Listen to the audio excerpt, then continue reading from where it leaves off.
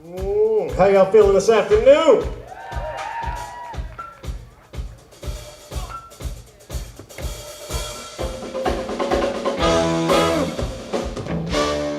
Today we're here at lovely Chesterfield Amphitheater for the 2023 edition of Open Highway.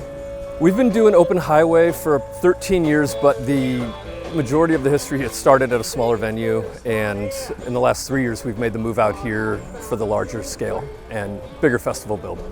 I started booking club shows and I started seeing the Americana genre, and I really liked it, and I thought that if we could do a weekend of bands of that similar type of thing, that it would probably be something people would like.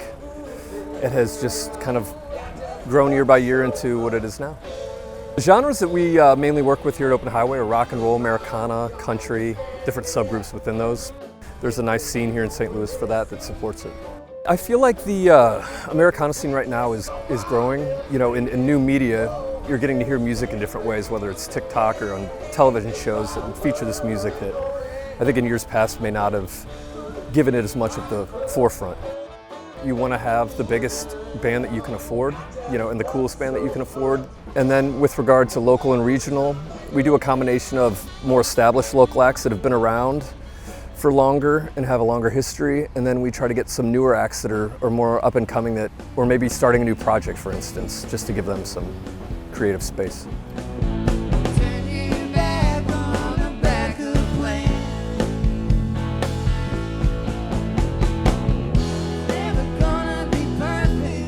This is my first time performing at Open Highway. I'm very excited.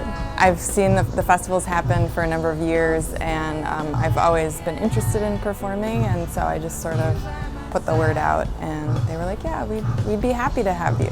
So when people ask me what sort of music I play, I like to tell them first and foremost I'm a songwriter, so I approach it from that realm, but it sort of spans from like rock to folk to a little blues, and sometimes even like a little touch of jazz.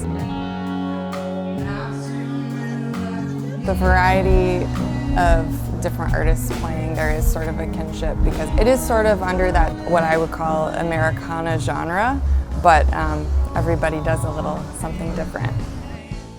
I normally perform on all different venues, sizes, small to big, but I would say for me this is a little bit bigger of a stage that I normally perform on.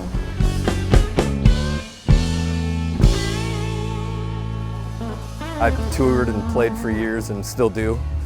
My career as a musician and as a promoter has, you know, from the club level up to this amphitheater size level, I just have experience sort of on every element of how people are going to be taking the information that I'm giving, whether it's to the artist side or to the audience.